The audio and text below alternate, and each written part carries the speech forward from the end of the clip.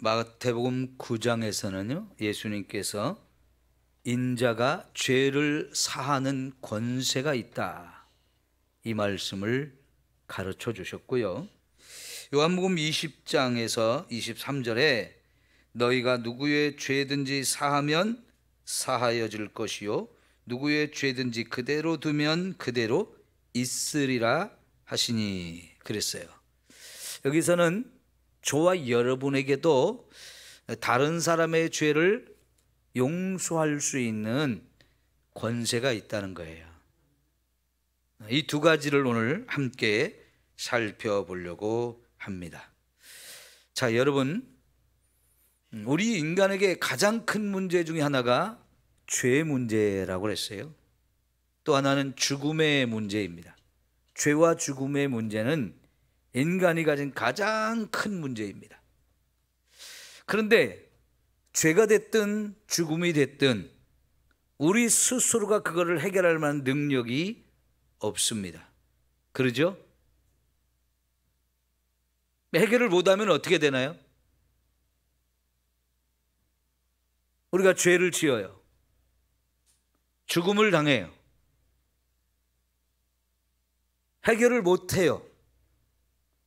그러면 어떻게 되는 거예요? 죄의 싹은 뭐라고 그랬어요? 죽음이 오는 겁니다. 죄는 그냥 두면 우리를 죽게 만드는 치명적인 문제가 있어요. 그래서 죄 문제를 해결받아야 되는 거예요. 죄는 반드시 저와 여러분에게 죽음을 가져옵니다.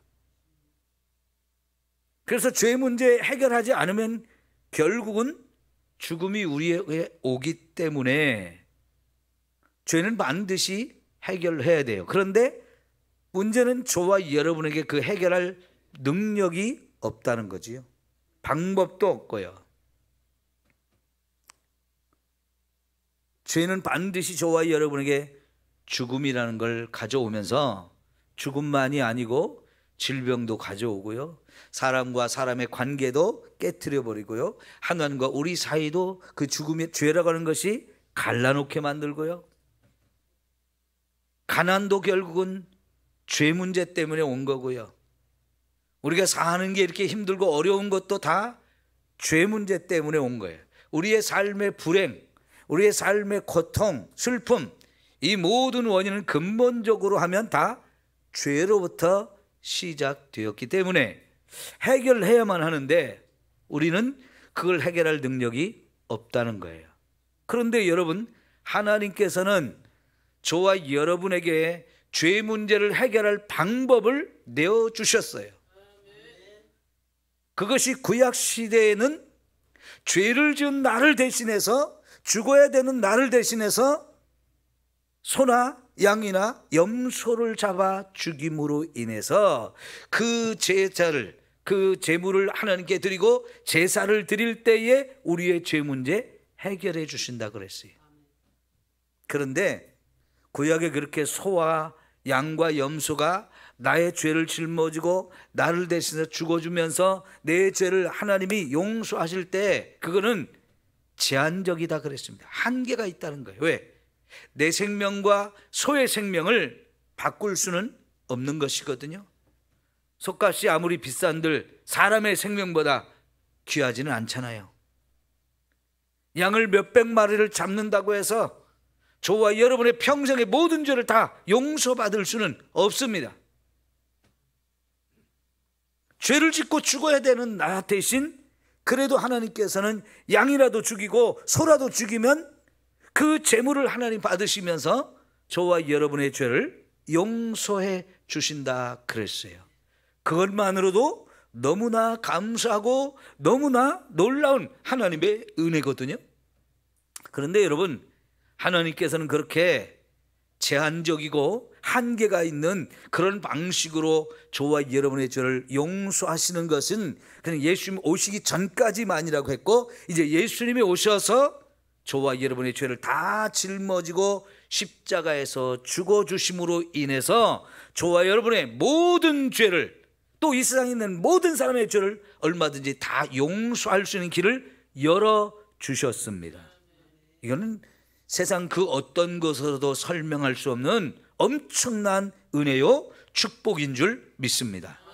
그런데 예수님께서 오늘 어떤 중풍병자를 치료해 주시면서 내 병을 이제 치유받았다라고 말하지 아니하고 내 죄가 사함받았다라는 말씀을 하셨어요. 그 말씀 속에는 이 사람이 중풍병이 든 것이 죄가 원인이 되었기 때문이라는 얘기입니다. 예수님은 이 사람의 질병을 치유하기 전에 그 질병이 오게 만들었던 이 죄 문제를 먼저 해결해 주시기를 원하셨어요.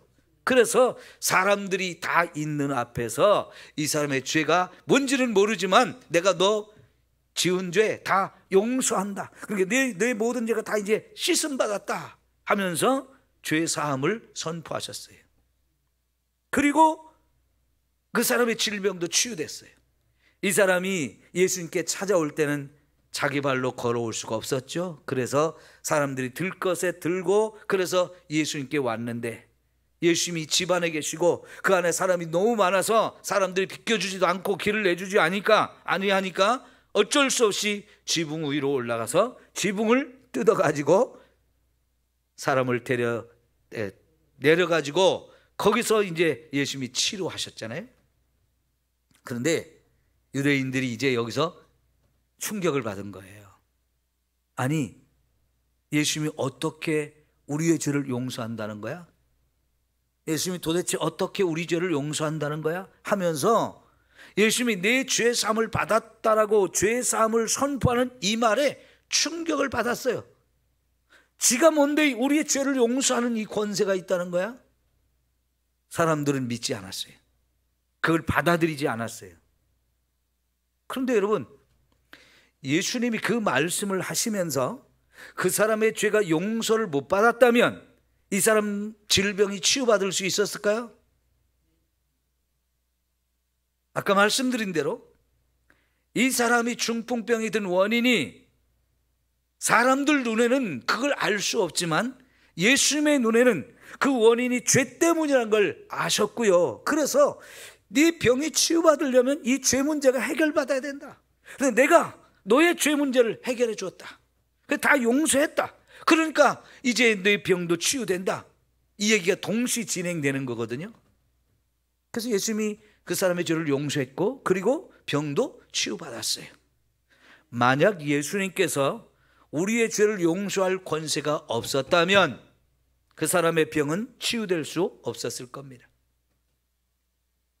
그 사람의 이 병이 치유된 걸 보면 예수님이 확실히 우리의 죄 문제를 용서할 수 있는 권한을 가지고 오신 분이라는 것을 우리에게 확인시켜주는 사건이에요. 그러면서 사람들이 그 문제를 가지고 시비를 걸고 이제 마음에 고민을 하니까 예수님께서 말씀을 하시잖아요. 내 병이 치유받았다라고 하는 말하고 내 죄가 용서받았다라는 말을 내가 할 때 어떤 말이 쉽겠느냐? 너희들이 지금 생각하는 것처럼 내 죄사함을 받았다라고 말을 할 때 너희들이 시비를 걸고 그걸 인정하지 않고 나한테 딴지를 걸 거 분명히 아는데 그럼에도 불구하고 이것만은 너희들이 알아야 된다. 내가 정말 사람들의 죄를 용서할 권한을 가지고 있다. 이걸 가르쳐 주기 위해서 의도적으로 그 말씀을 하셨다는 거지요. 그러면 여러분, 예수님께서는 그날 중풍병이 치유받은 그 사람의 죄만 용서하고 끝나시는 분인가요? 그 권세만 가지고 오신 분인가요? 예수님은 저와 여러분의 죄도 얼마든지 용서해 주실 수 있는 권한을 가지신 분이십니다. 그 권세를 가지고 오셔서 저와 여러분의 모든 죄를 다 가져오라고 말씀하셔요. 내가 세상에 온 것은 죄인을 위해서 왔노라 그랬어요. 의사가 있는 것은 병든 자가 있기 때문에 그 의사가 있는 것처럼 내가 온 것은 죄인을 위해서 왔다고 하시면서 죄인들을 찾아가 친구가 되어주셨어요. 여러분, 유대인들 입장에서는 죄인들과 같이 해서는 안 됩니다. 왜요? 레위기의 말씀에 보면 부정한 것, 먹지도 말고 만지지도 말라고 그랬어요. 입어서도 안 된다고 그랬어요. 부정한 사람하고 접촉해서도 안 된다 했어요. 그 당시에 세리나 창녀나 이런 사람들은요, 부정한 사람들로 인정이 되었고 그들 곁에는 유대인이 같이 가지를 않았어요. 그런데 예수님은 그들에게 가서 함께 어울리면서 나는 너희들의 친구다 그러면서 같이 밥도 먹고요, 같이 많은 이야기를 하고요, 많은 시간을 함께 보내줬어요. 근데 유대인들 입장에서는 그 사람들에게 같이 가서 그들을 만나고 함께 음식을 먹고 그러면 아무리 자기가 정결하게 되었던 사람일지라도 그 사람의 부정함이 나에게 옮겨져서 나도 부정한 사람이 되어지기 때문에 유대인들은 절대로 그렇게 하지 않았어요. 근데 예수님은 왜 그렇게 하시는 겁니까? 그 죄인들을 위해서 오셨고 특별히 그들의 죄를 용서해 주실 권세를 가지신 분으로 오셨기 때문에 그렇게 하신 겁니다. 예수님은 그들의 부정함을 옮겨받아서 예수님도 부정해지는 분이 아니고 거룩하신 하나님의 아들로서 부정한 그들을 거룩하게 할 수 있는 그 엄청난 은혜와 능력을 가지신 분이기 때문에 오히려 부정한 자를 두려워하는 게 아니고 멀리하는 게 아니고 그들에게 가서 그들의 부정함을 다 жил머지고 그들의 죄를 대신 짊어지고 십자가에서 그 죄인을 위해서 죄인이 받아야 될 형벌과 저주와 심판을 받으심으로 인해서 그분이 십자가에서 죽어주신 거예요. 그러니까 여러분, 예수님이 왜 십자가에 죽으셔야 했나요? 우리의 죄를 용서하기 위한 것이었어요. 예수님이 말로만 내가 너희들의 죄를 용서할 권한을 가졌다라고 말씀하신 것이 아니고요, 구약의 제사 방식에 따라서 예수님 자신이 죄인을 대신해서 죽어주신 거예요.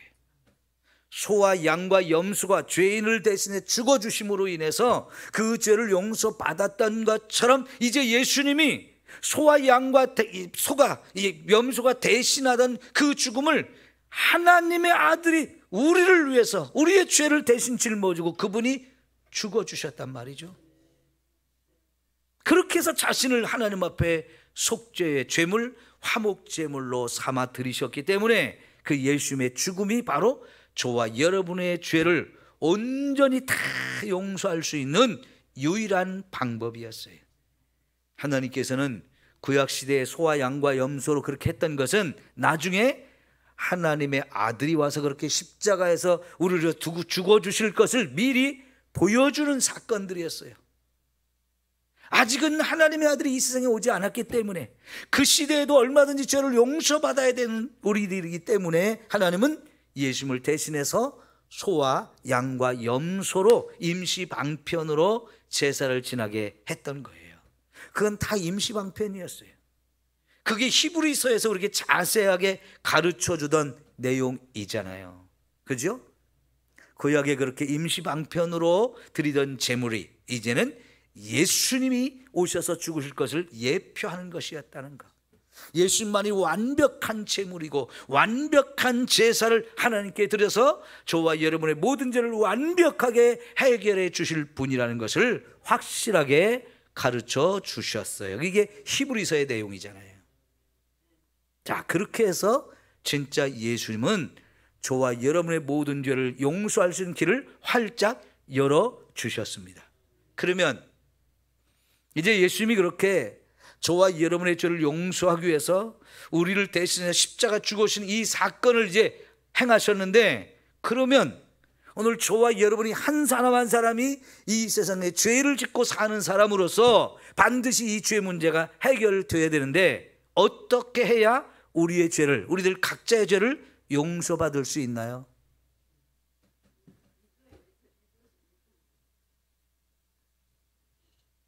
한번 생각해 보세요. 어떻게 해야 우리 각자의 죄를 용서받아요?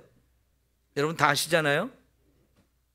저와 여러분이 죄인인 것을 인정하고 그걸 하나님의 십자가 앞에, 예수님의 십자가 앞에 다 엎드려 고백하고, 그래서 내 죄를 용서해 달라고 예수님의 은혜를 구할 때, 이런 회개를 할 때 정말 저와 여러분의 죄를 예수님이 다 용서해 주시는 줄 믿습니다. 이런 죄사함의 은혜를 여러분 받으셨나요? 여러분의 죄를 다 씻음 받으셨어요? 너무나 중요한 거예요. 여러분, 그냥 제가 쿵짝하려고 여러분의 아멘이라는 소리를 듣고 싶어서 물어보는 게 아니에요. 이거는요, 그냥 의도적으로 아멘 하는 얘기가 아니고, 여러분이 정말 여러분 각자의 죄를 십자가 앞에 엎드려서 철저하게 회개하고 철저하게 용서받아야 합니다. 자, 여러분, 세상에서 죄를 지으면 어떻게 됩니까? 잡혀가죠? 그래서 정말 무슨 죄를 얼만큼 지었는지를 수사를 통해서 다 밝힙니다. 여러분, 수사가 이게 장난이 아니에요. 왜냐하면 없는 죄를 덮어 씌울 수는 없잖아요. 그러죠? 없는 죄를 덮어 씌울 수는 없기 때문에 경찰들이 수사를 하는 거 보면 아주 철저하게 합니다. 여러분, 핸드폰을 조사하는 건 기본이고요.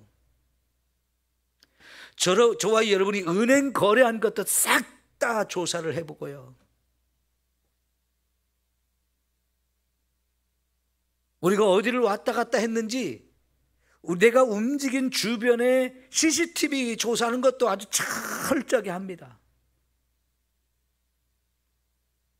몇 년 전에 우리 뒷집에 살던 그 알코올 중독자 뒷마당에서 쓰러져 가지고 죽었잖아요. 뇌진탕이 일어나서. 그때 경찰이 와서 이 사람이 그냥 뇌진탕으로 자기 혼자 넘어져서 죽은 건지 다른 사람에 의해서 죽음을 당한 건지 이거를 조사하기 위해서 엄청나게 수사를 하더라고요. 저한테 와서요, 제가 제일 먼저 신고를 했거든요. 119에 신고를 해서 119 사람들이 왔었고, 나중에 이 사람이 이제 죽어가지고요, 병원에 가서 죽어가지고 그것이 이제 경찰에 보고가 돼서 경찰들이 수사를 하는데, 제가 제일 먼저 전화를 했으니까 저한테 찾아와서 이 사람이 어떤 상태에서 어떻게 이렇게 됐는지, 왜 119에 신고를 했는지부터 조사하는데요, 이 교회 주변의 CCTV를 다 확인했어요. 우리 교회 딱 와가지고 여기 교회 CCTV 없느냐고, 안에는 있는지 없는지, 바깥에서는 있는지 없는지 이런 것도 다 조사하고요. 아주 철저하게 조사를 하더라고요. 몇 번이나 반복해서 또 하고 또 하고요. 왜? 없는 죄를 덮어 씌우면 안 되는 거고요. 이 죄를 정확하게 밝혀야 되기 때문에 엄청나게 조사를 해요. 그래도 부인하는 사람은 끝까지 부인하잖아요. 그죠? 나중에 경찰들의 조사를 통해서 증거가 드러나가지고 더 이상 거짓말 할 수 없을 때, 그때서야 뭐 인정을 하고 그럽니다. 왜 그렇습니까? 죄를 지은 거에 대해서 벌을 받아야 되기 때문이잖아요. 판사가 이제 재판을 해가지고 이 사람의 죄에 대해서 얼만큼 벌을 받아야 되는지 결정을 해요. 10년을 살아야 될지 1년을 살아야 될지 이런 것들을 판사가 결정을 하는데, 그러니까 여러분, 그 과정 속에 용서라는 건 없습니다. 그죠? 용서라는 건 없어요. 두 사람 간에 막 싸우고 뭐 문제가 생겨서 어떤 사람이 이 사람을 죽이고 뭐 이런 과정들이 있었을 때 피해를 본 사람이 좀 저 사람 나한테 죄를 진 거 밉고 내가 엄청난 손해를 보긴 했지만 내가 좀 그래도 좀 용서할 마음이 있어, 좀 용서해 주시오 하면 그 사람이 받을 벌을 좀 줄여주기는 하지만, 완전하게 그 사람의 죄가 없다고, 그래서 이제 벌 받을 게 없다고 그렇게 하지는 않아요. 꼭 벌을 받습니다. 세상의 법은 그래요. 죄를 지면 당연히 그 죄에 대한 벌을 받게 합니다. 가끔은 대통령이 이 사람이 10년 살 거 한 8년 살았으니까 나머지 2년은 좀 탕감해 줍시다 이러면서 그 죄를 좀 없애주고 그 벌을 좀 덜 받을 수 있도록 그렇게 해주는 경우는 있지만요, 세상에서는 우리가 죄를 지면 용서의 방법이 없어요. 용서가 없어요. 벌을 받아야 돼요. 그런데 여러분, 그런 죄를 하나님은 용서하신다는 거예요. 우리가 그 죄의 대가를 치르지 않았어요. 그 벌을 받지 않았어요. 근데 그 벌을 누가 받았느냐? 예수님이 다 받아주셨다는 거예요. 그러니까 여러분, 예수님 죽으실 때에 채찍에 맞고 사람들에게 놀림을 당하고 막 십자가를 지고 골고다 언덕에 올라가야 됐고, 그 골고다 언덕에서 막 못이 박혀 죽어야 됐고, 이런 모든 과정들이 다 죄에 대한 대가예요. 심판이에요. 왜 그렇게 고통스럽게, 왜 그렇게 무지막지하게 사람들에 의해서 죽임을 당하시나요? 철저하게 짓밟히고 무시당하고 비웃음 당하고 조롱하고 놀리는 이런 과정을 거치면서 왜 이렇게 너무나 끔찍하고 비참하게 예수님이 죽음을 당하셨나요? 그만큼 저와 여러분의 죄가 크기 때문에, 그만큼 저와 여러분의 죄가 너무나 많고, 그래서 받아야 할 그 형벌이 너무나 많았기 때문에 예수님은 그렇게 죽을 수밖에 없었어요. 그렇기 때문에 하나님은 저와 여러분에게 네가 아무리 많은 죄를 지었어도 이제 내가 다 용서한다, 내가 용서한다, 그 말 한마디로 딱 다 우리 문제를 해결해 주셨어요. 이 은혜가 얼마나 큰 은혜인가요? 그래서 여러분, 우리 죄를 빨리 다 용서받아야 돼요. 그 죄가 뭐가 좋다고 끌어안고 있어야 됩니까? 죄는 절대로 끌어안고 있을 문제가 아니에요. 숨기고 있을 문제가 아니에요. 사람들 앞에는 내가 죄인이라는 게 드러나고, 또 사람들이 나를 죄인이라고 말할 때는 이 부끄러워서 숨겨야 되고 거짓말하고 도망가고 이렇게 해야 되지만은, 여러분, 하나님 앞에서는 우리가 숨길 수가 없어요. 그분이 모르시는 게 없기 때문에. 그 하나님 앞에는 절대로 어떤 죄도 숨길 수 없고 거짓말이 통할 수가 없기 때문에 하나님 앞에는 반드시 그 죄를 인정하고 우리가 다 용서받아야 합니다. 그렇지 못하면 그 죄에 대한 대가를 반드시 치러야 하기 때문입니다. 자, 여러분, 마태복음 6장을 한번 볼까요? 마태복음 6장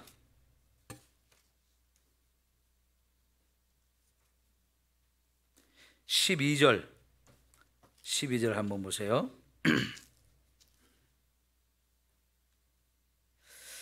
여기 주기도문을 말씀하고 있어요. 우리가 우리에게 죄 지은 자를 사하여 준 것 같이 우리 죄를 사하여 주시옵고, 이렇게 기도하라고 예수님이 가르쳐 주셨어요. 너나 할 것 없이 이 세상에 있는 모든 사람은 다 죄를 짓고 사는 사람들입니다. 그래서요, 그 죄를 우리 하나님 앞에 용서를 받아야만 하는 인생들인데, 우리가 그렇게 죄인으로서 하나님 앞에 나가서 죄 사함을 받아야 되는 사람으로서 다른 사람이 내게 잘못한 것을 우리가 용서를 먼저 하고, 그리고 하나님 앞에 우리 죄를 용서받으라 그랬어요. 더 나가서 여러분 14, 15절 봐요. 너희가 사람의 잘못을 용서하면 너희 하늘 아버지께서도 너희 잘못을 용서하시려니와 너희가 사람의 잘못을 용서하지 아니하면 너희 아버지께서도 너희 잘못을 용서하지 아니하시리라. 예수님이 우리가 하나님 앞에 죄 지은 자로서 반드시 그 죄를 용서받아야 될 사람들이기 때문에 기도할 때마다 하나님 내 죄를 용서해 주세요, 이 죄를 용서받는 기도를 하라는 거예요. 그런데 그렇게 할 때 나도 먼저 나에게 잘못한 사람을 용서하고 그 기도를 하라고 말씀하세요. 왜냐하면 내가 잘못한 사람, 나한테 잘못한 사람을 용서하지 않고 나만 하나님 앞에 이 잘못을 용서받으려고 하면 하나님이 우리 죄를 용서 안 하신다라고 말씀하세요. 우리가 하나님 앞에 용서받아야 되는 사람으로서 내 이웃의 죄도 충분히 이해하고 용서해 줄 수 있는 사람이 되라는 거예요. 그 사람이 아무리 큰 죄를 범했어도 그때는 너무 억울하고 너무 화가 나고 정말 용서 못할 것 같은데 시간이 지나면서 보면 그럴 수도 있지 하는 마음이 들잖아요. 네? 안 드나요? 그럴 수도 있지 하는 마음이 안 드는 사람이 있을 거예요. 난 죽어도 그놈은 용서 못해. 그런 사람이 있을 텐데요. 그러면 예수님도 나도 너 죄 용서 안 한다 그러신다는 거예요. 여러분, 혹시라도 여러분의 마음속에 죄를 용서하지 못한 사람이 있으면요, 너무 억울하고 너무 화가 나고 너무 속상하고 너무 미워서 지금 내 앞에 있으면 그냥 찌집고 싶은 그런 마음이 든다 할지라도 주님의 이 말씀 앞에서 주님, 나도 죄인으로서 용서받아야 되는 사람인데 내가 먼저 그 사람 죄를 용서하게 하옵소서, 이 기도를 하시고 그래서 주님의 앞에 저와 여러분의 죄가 용서되어지는 은혜가 있기를 축원합니다. 그 다음에요, 여러분 7장을 한번 가볼까요? 5장에 가보시면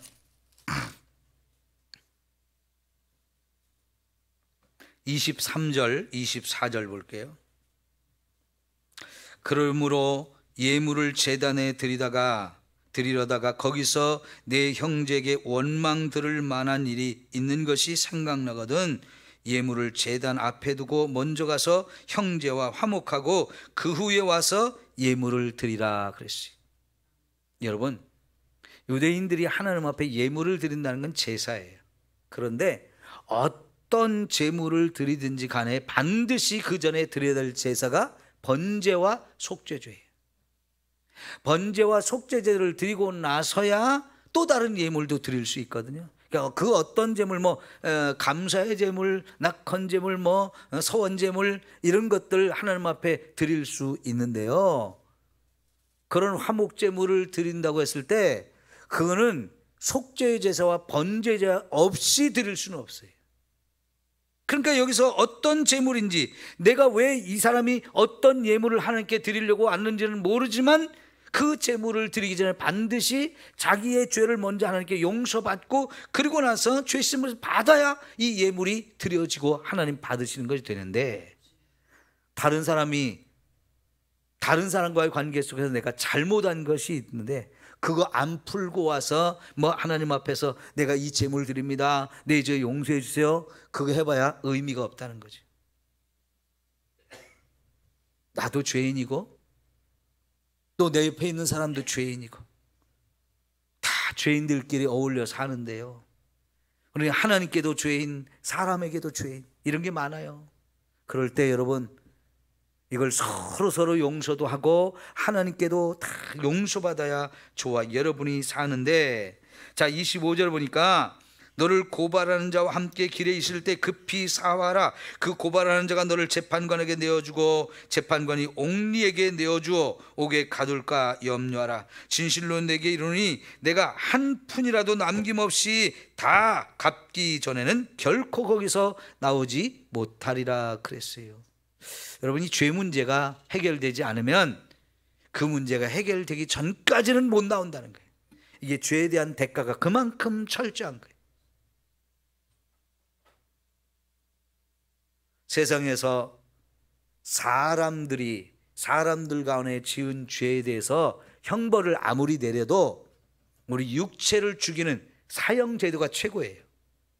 근데 요즘에는 각 나라에서 사형제도, 이거는 인권을 말살하는 거기 때문에 좀 폐지해야 된다면서 사형제도가 폐지된 나라가 많아요. 우리나라는 아직 사형제도가 폐지되지는 않았지만 사형을 선고했지만 실제로 사형을 집행하지 않은 지가 참 오래돼 가지고요, 수많은 사형수들이 그냥 옥에 갇혀 있어요.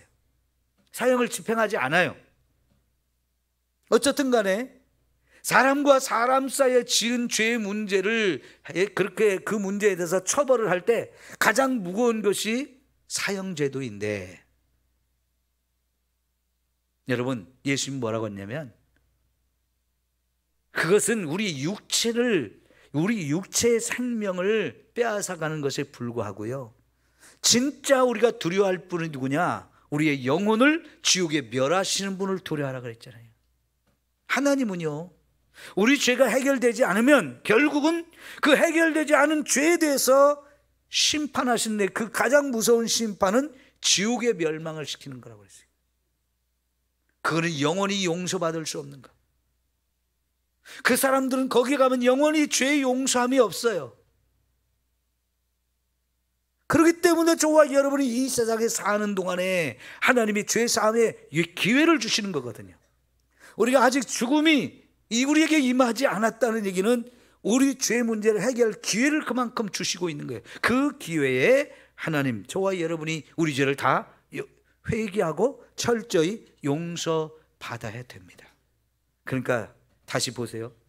세상에서는 죄를 지면 반드시 대가를 치고 벌을 받아야 되지만, 하나님은 너무나 사랑이 많고 은혜가 풍성하신 분이기 때문에 아무리 큰 죄를 지었어도 우리 죄를 얼마든지 다 용서해 주신다고 해요. 이게 얼마나 큰 은혜입니까? 그 권세를 가지고 오신 분이 예수님이에요. 네? 그 권세를 말로만 말하지 않냐고, 그분이 십자가 죽으시면서 세상 죄를 지고 가는 하나님의 어린 양이라고 말했고요, 수고하고 무거운 짐을 진 자는 다 내게로 오라고 말씀하셔요.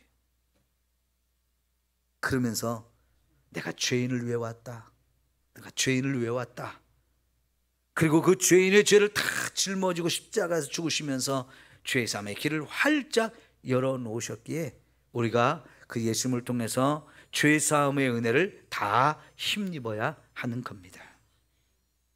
그리고 나서 우리에게도 남의 죄를 용서할 수 있는 권세를 주셨다 그랬어요. 아까 요한복음 20장 말씀하셨죠?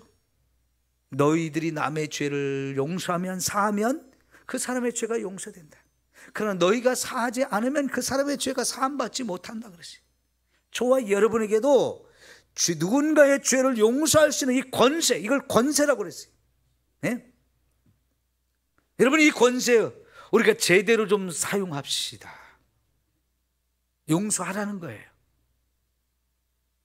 내가 그 사람의 죄를 용서하지 않으면 그 사람의 죄도 용서받지 못할 뿐만 아니라 내 죄도 하나님 앞에 용서해달라고 기도할 면목에 안 서는 거예요. 나도 너의 죄 용서 안 해. 그러면 우리가 할 말이 없어지는 거잖아요. 여러분, 그러니까 남의 죄를 용서해 준다는 건 이건 엄청난 권세이고요, 그 권세가 또 나도 사는 길인 거예요. 여러분, 남의 죄를 용서하지 않는 사람, 그 사람 편한가요? 물어보세요. 그 사람 편한가? 제가요, 예전에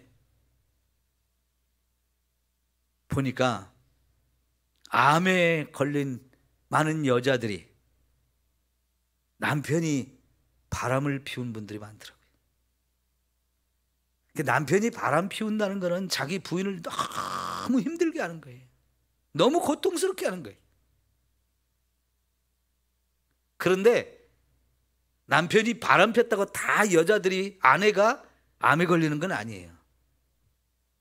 근데 암에 걸린 분들 보면 용서를 안 해요. 용서를 안 해요. 용서를 안 한다는 얘기는요, 그걸로 막 속을 끓이는 거예요. 스트레스를 엄청 받는 거예요. 막 속에 지옥이에요, 지옥. 왜요? 용서를 안 하니까요. 근데 아무리 남편이 그래도 내가 그 사람을 용서해버리면 내 마음이 편해지거든요.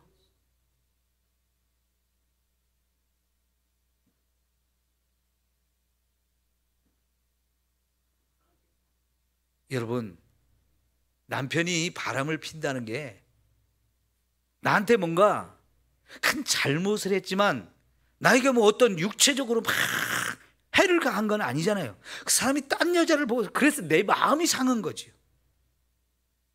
근데 그 상한 것이 어느 정도 가냐? 내 몸을 상할 정도로 이렇게 마음이 상하는 거예요. 그것 때문에 막 속도리고, 그것 때문에 막 아파하고, 그것 때문에 막 고통스럽다 보니까 내 몸이 견디지 못해서 내 몸이 그냥 암이 돼버리는 거예요. 그런데요, 아이 그놈의 인간, 더러운 인간, 어디 나가서 죽었으면 좋겠다 하는 그런 마음이 들지라도 아이고 불쌍하다, 내가 용서해버리면 나는 편해요. 근데 그걸 용서 못하니까 내가 자꾸 암이 드는 거예요. 전에 있던 교회에서 그런 여인이 암에 걸려가지고 병원에서 치료가 안 돼가지고 우리 권사님이 자기 친구라고 데려왔거든요. 오기 전에 서울 삼성병원에 갔는데요, 개복을 했대요. 수술을 하자고 했는데 열어보고 나서 의사들이 깜짝 놀랐대. 너무 심해가지고 이 여자는 도저히 손을 못 댄다, 손을 대도 위험하다, 안 된다. 그래서 수술방에 왔던 의사와 간호사들이 배를 열어놓은 채로 그냥 다 가버렸대. 이걸 안 닫아둔고. 이거 난리 난 거 아닙니까? 이 여자는 뭐 이렇게도 끝 저렇게도 끝이니까 모르겠다고 그 의사들이 그냥 다 손 떼고 가버렸대요. 얼마나 심했으면 그랬겠어요? 그런데요, 다행히 의사 한 분이 이렇게 해놓고 다 가면 어떡해, 이 한 분이 남아가지고 안타까워서요 다 가버리는 의사들, 병원 간호사들 몇 명 설득해갖고 데리고 와가지고 그냥 꿰매줬대요. 어차피 죽을 사람 그래도 꿰매주긴 해야 되니까 이거 꿰매줍시다 해가지고 꿰매줬대요. 아무 다른 거 하지도 못하고. 그런데 이 의사가 이 여자가 너무 불쌍해가지고 어떻게 방법이 없을까 하다가 새로운 신약이 나와가지고 임상시험을 할 게 있어가지고요, 이 환자한테 말이죠, 이 새로운 신약이 있는데 한번 해보겠냐고. 하겠다고. 그래서 신약을 썼는데 처음에 뭔가 좀 괜찮아지다가 결국은 효과를 못 봤어요. 그래서 안 됩니다. 그러니까 병원에서 이제 다 끝난 거잖아요. 그래서 우리 교회로 데리고 왔어요. 그때 당시에 많은 암 환자들이 우리 교회 와서 치유를 받았거든요. 그러니까는 권사님이 너무 불쌍하니까 목사님 기도 좀 해주세요. 아무리 기도를 해도 효과가 없어요. 그래서 일단 믿음을 막 심어줬어요. 예수 믿자고, 예수 믿고 천국 가자고. 그래서 이분이 예수를 영접했어요. 그리고 막 치료를 해서 기도했는데 안 나아요. 결국은 돌아가셨어요. 돌아가신 다음에 딱 깨달았어요. 아, 이분은 차라리 돌아가신 게 나았다. 이 병에서 낫는 것보다 차라리 돌아가신 게 나았다. 왜냐하면 장례를 치르면서 보니까요, 장례 치를 가족이 없어요. 친정어머니도 몰라라, 친정 남동생 여동생이 있는데 다 몰라라, 뭐 더군다나 남편 더 몰라라. 아들 둘이 있었는데, 큰아들이 군대가 있었는데 그 군대 간 아들 휴가를 내가지고 장례 치러 왔는데요, 동생이랑 둘이 장례를 치르는데 엄마에 대한 사랑이 요만큼도 없어요. 남편을 너무 미워하다 보니까 세상이 다 미워 보이는 거예요. 친정 식구들과도 서로 이렇게 사랑을 주고받지 못했고, 심지어 아들 둘한테도 사랑을 주지 못했어요. 자기가 너무 힘드니까. 왜 그렇게 살아요? 아무리 남편이 믿고 그렇게 원망스럽고 힘들어도 내 자식은 내가 사랑하고 내 친정 식구들하고 좀 잘 지냈으면 좋잖아요. 아무도 돌볼 사람이 없는데 그거 살려놓으면 뭐 할 거예요? 여전히 그 고생을 하고 그 마음 끓이면서 살면 치유받으나 마나잖아요. 그러니까 제가 장례 치르면서 이 사람은 죽는 게 훨씬 나았다. 우리 성도들하고 그 고백을 같이 나누었어요. 목사님 맞아요. 이 사람 가만히 얘기 들으니까 죽는 게 나았네요. 그거 왜 그래요? 용서를 못하니까 그런 거예요. 여러분, 용서하는 것도 큰 권세입니다. 저와 여러분에게 주신 큰 권세예요. 용서하면 내가 먼저 살아요. 근데 여러분, 내가 남한테 죄 지었는데 그거 용서해달라고 막 사정해가지고 용서받았던 기억들이 있어요, 없어요? 제가 어렸을 때 초등학교 때 친구가 우리 집에 와서, 부모님들 다 일하시는데 친구랑 둘이 집에서 놀다가요, 할머니가 시집 올 때 혼수품으로 가져온 것들이 몇 개 있었거든요. 예쁘게 생긴 화장대가 있었어요. 참 잘 만든, 너무나 정교하게 잘 만든 화장대가 있었어요. 이렇게 앉아서 여자들이 거울을 보면서 화장할 수 있는 조그만 화장대인데요, 정말 잘 만들었어요. 아주 비싼 거였던 모양이에요. 할머니 시집 올 때 가져온 농도 있었고요, 재봉틀이 있었고요, 그 화장대가 있었는데요, 그 화장대를 여기 벽에다 이렇게 걸어놨었는데, 내 친구가 저보다 키가 좀 컸거든요. 이게 앉아서 놀다가 이렇게 일어나면서 머리로 화장대가 탁 쳐가지고 이게 뚝 떨어서 깨졌어요. 근데 거울도 굉장히 좋은 거울이었어요. 이제 그때부터 저는 이제 큰일 났잖아요. 우리 집에 굉장히 아끼는 건데, 우리 할아버지 일찍 돌아가시고요, 할머니가 아들 둘 키우고 그러면서 막 힘들게 사셨던 분이기 때문에 그 할머니가 시집 올 때 가져온 그 물건들은요, 우리 집에서 가보거든요. 근데 그걸 깨트렸어요. 이제 우리 부모님이 오시면 나는 큰일 났다, 이제 큰일 났다. 막 속에서 이게 가슴이 두근두근 방망이질 치면서요, 언제 오실까 막 이제 오실 시간이 점점점 해가 지면서 가까울 때 너무 이게 두려운 거예요. 그런데요, 하루 종일 밖에서 힘들게 일하고 오신 우리 아버지 어머니가 그 깨진 걸 보면서 저를 야단치지 않고 그냥 용서해 주셨어요. 근데 그 용서를 받기 전까지는 너무 제가 막 이거 큰일 났다, 혼난다, 근데 맞을 텐데 막 이런 두려움으로 그렇게 시간을 오실 때까지 계속 마음을 졸이며 지냈는데, 딱 오셔가지고 괜찮다고 그냥 용서해 주셨거든요. 그러니까 어때요? 자유잖아요. 자유. 여러분, 이 자유를 누려보셨나요?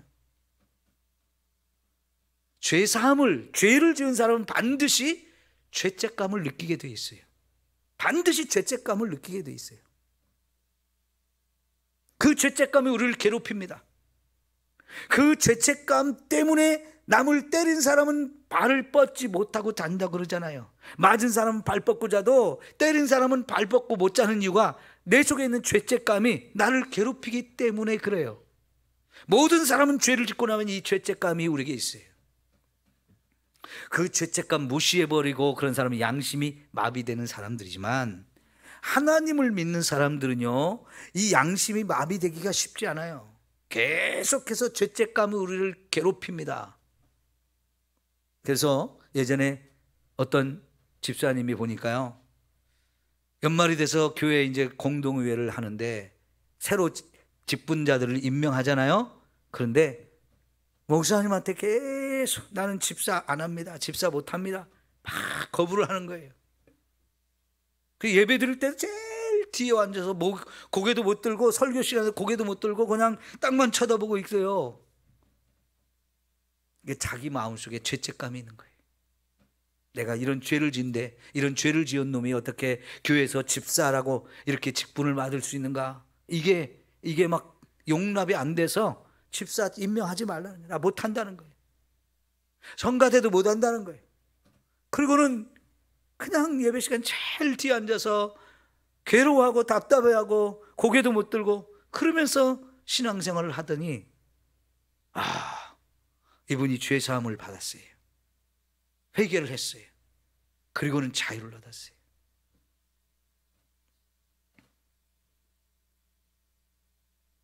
그 집사님이 너무 괴로워해서, 집사님 뭐 때문에 그래요? 그랬더니, 목사님 제가요 이러이러한 죄를 범했는데요, 저는 그래서 집사할 자격도 없고요, 교사할 자격도 없고 성가대원 자격도 없어요. 너무 괴로워해요. 집사님 오세요, 앉아보세요. 로마서를 가지고 설명했어요. 분명히 죄인인 건 맞고요, 그 죄책감에 괴로워하는 거 맞습니다. 거기까지 끝나면 안 돼요.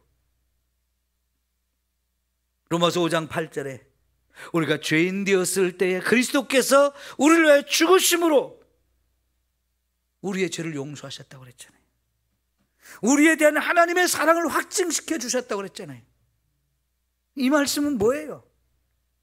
죄인인 거 압니다. 그러면 그 죄를 가지고 죄책감으로 괴로워하는 것으로 끝나면 안 돼요.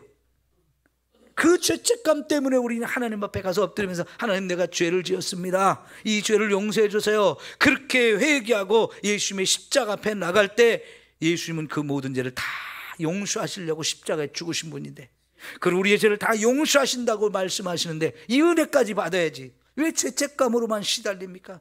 그때 거기서 마귀는 너 죄졌지 하면서 자꾸 우리를 참수하고 고발하면서 이 죄인이 뭘 한다고 그래, 우리 힘을 잃어버리게 만들거든요.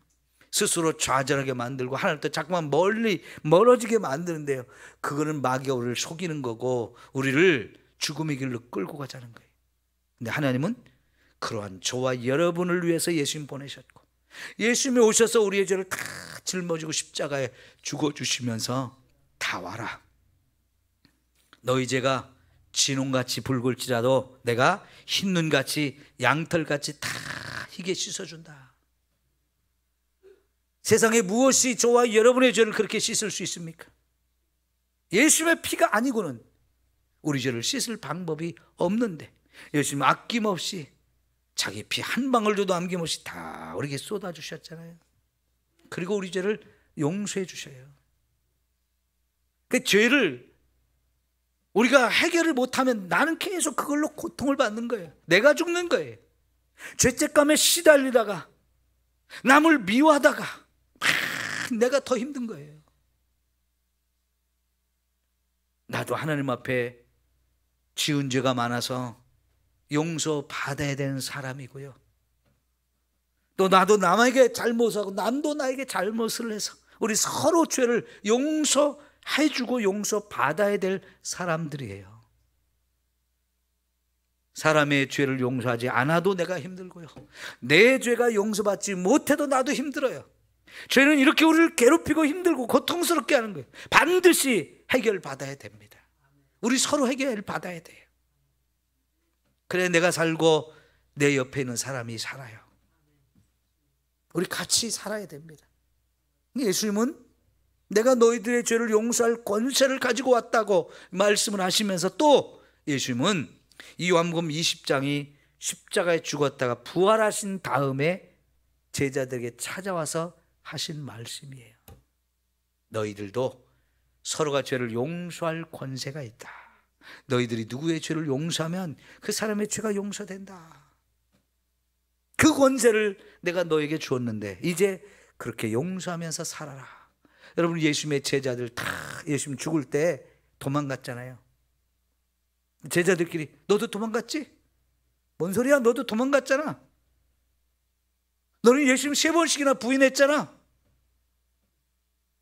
막 서로 너도 죄인이다, 네가 죄인이다 서로 손가락질하면 그들이 어떻게 이렇게 하나님의 일을 하겠어요? 그런데 그래, 너도 죄인이고 나도 죄인이고 우리 서로 용서하자.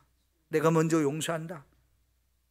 그래, 나도 너를 용서한다 하면서 서로 이렇게 용서하고 하니까 주님 앞에도 용서를 받으니까 그들이 예수님의 십자가를 가서 자랑하고 그걸 증거하는 사람이 되어지잖아요.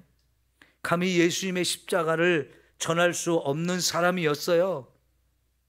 그 십자가가 무서워서 도망갔고요, 예수님 혼자 그냥 죽게 내버려뒀던 사람들인데 예수님을 통해서 용서받고 나니까 이 십자가를 통해서 내 죄가 용서받았구나, 구원의 확신을 갖고, 이 구원의 확신이 다른 사람도 가져야 되는데 당신도 예수의 십자가를 믿으십시오. 그래서 용서받고 구원받으십시오. 그렇게 마음껏 전할 수 있는 사람이 되어진 거거든요.